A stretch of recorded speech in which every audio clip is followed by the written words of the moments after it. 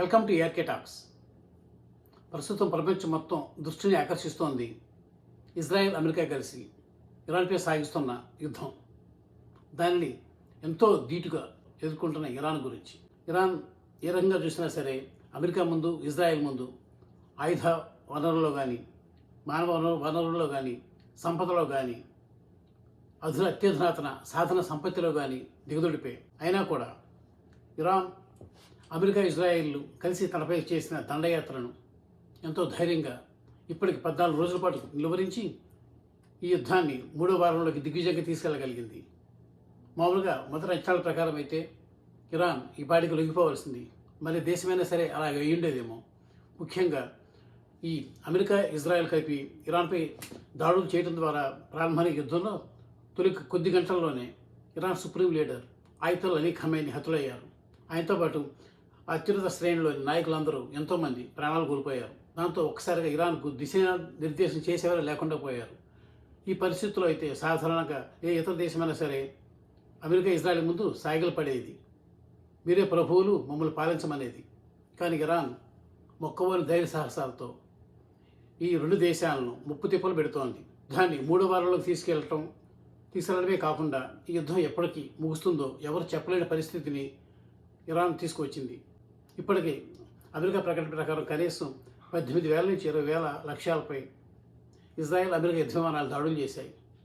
డ్రోన్లు, మిసైల్స్ ఇవన్నీ కూడా ఇరాన్ అగ్నిగుండంగా మార్చేశాయి. శవాలు కుప్పలుగాను, శిథిలాల దిబ్బలుగాను మార్చేస్తున్న ఇరాన్ను. అయినప్పటికీ కూడా ఇరాన్ అలాగే పోరాడుతోంది, ఇంకా పోరాడుతుంది కూడా. మరి ఇరాన్కు ఇంత ధైర్య సాహసాలు, తనకున్న వనరులు ఇవన్నీ కూడా పరిమితమైనప్పటికీ అమెరికా, ఇజ్రాయెల్తో పోలిస్తే ఈ శక్తి ఇరాన్కు ఎక్కడి నుంచి వచ్చింది? ఇది ఇప్పుడు $1 మిలియన్ ప్రశ్న.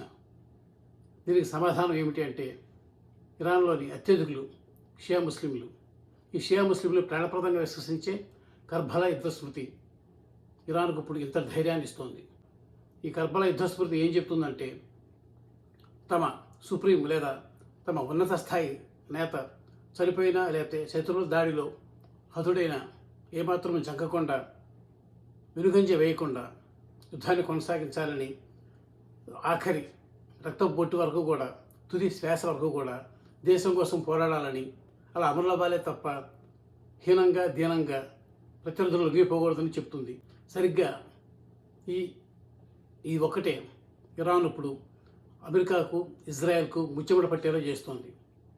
ఈ క్రమంలో ఇరాన్ తన చుట్టూ ఉన్న దేశాలన్నీ కూడా, దాదాపు గల్ఫ్ దేశాలన్నీ కూడా, ఎన్నో యూరోపియన్ దేశాలు, ఇవన్నీ కూడా నాటో దేశాలు, ఇవన్నీ కలిపి అమెరికా, ఇజ్రాయెల్లకు బాసటగా నిలుస్తూ తనపైన అష్టదిగ్బంధనం చేస్తూ తనను ముప్పు తిప్పులు పెడుతున్నప్పటికీ కూడా పోరాడుతోంది.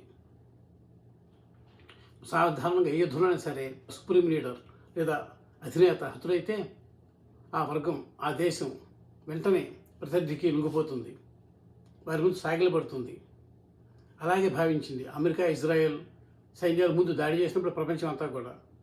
Iran supreme leader Ayatollah Ali Khamenei America, Israel దాడి మొదలైన కొద్ది గంటల్లోనే హతులైతే ఇక ఇరాన్ పని అయిపోయింది.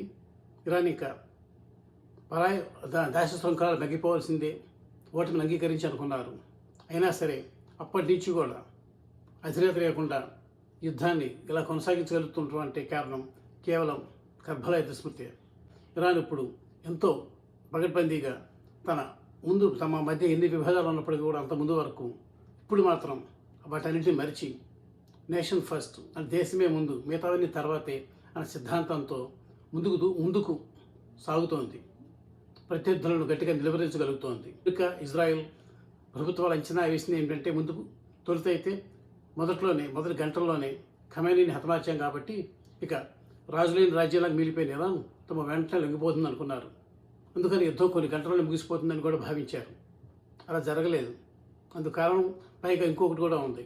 అంతకుముందు ఈ కరడుగట్టిన మత ఛాందసవాదులైన ఇరాన్ పాలకులు నియంతృత్వ ధోరణులతో ప్రజలను తీవ్రంగా నిర్బంధించేవాళ్ళని, వాళ్ళు స్వేచ్ఛావాయువులు పీల్చుకోకుండా ఏమాత్రం నిరసన ధ్వనులు వినిపించకుండా చేసి వాళ్ళని కష్టాలు పెట్టారని, తమ మాట ఎదిరించిన వాళ్ళని వేలాది మందిగా హతమార్చారని, ఇవన్నీ కూడా విన్న తర్వాత ప్రజల్లో ఎంతో నిరసన ఉందని ప్రస్తుత పాలకుల పట్ల తాము ఖమేనీని చంపేయగానే దేశ ప్రజలందరూ కూడా ఒక్కముడిగా తిరుగుబాటు చేసి ఈ ప్రస్తుత ప్రభుత్వాన్ని కూల్చేస్తారని, ఆ విధంగా తమకు లైన్ క్లియర్ అవుతుందని అమెరికా, ఇజ్రాయెల్ భావించాయి. నిజంగా అయితే మన డిసెంబర్ వరకు కూడా పరిస్థితి ఇరాన్లో ఖమేనీకి తీవ్ర వ్యతిరేకత ఉందని ఎన్నో సందర్భాల్లో రుజువైంది. ఎన్నో వేల మంది ప్రజలు, ఇరానీయులు రోడ్ల మీదకు వచ్చి ఖమేనీకి వ్యతిరేకంగా ప్రదర్శన జరిపారు. ఆందోళనలు పెద్ద ఎత్తున నిర్వహించారు. వాటి నిలువరించే క్రమంలో ఎన్నో వందలు వేల మంది ఇరానీ ఆందోళనకారులు ప్రాణాలు కోల్పోయారు కూడా. ఇవన్నీ చూసిన తర్వాత సహజంగా ఎవరైనా సరే అమెరికా, ఇజ్రాయెల్ మాదిరిగానే ఖమేనీని చంపేయగానే ఈ ప్రభుత్వం దాని అంతటా కూలిపోయి ఇరాన్ లొంగిపోతుంది అనుకున్నారు. కానీ ఇందాక చెప్పిన ఈ కర్బలా యుద్ధ స్మృతి ఆ నిరసనలన్నింటినీ కూడా పక్కన పెట్టించింది.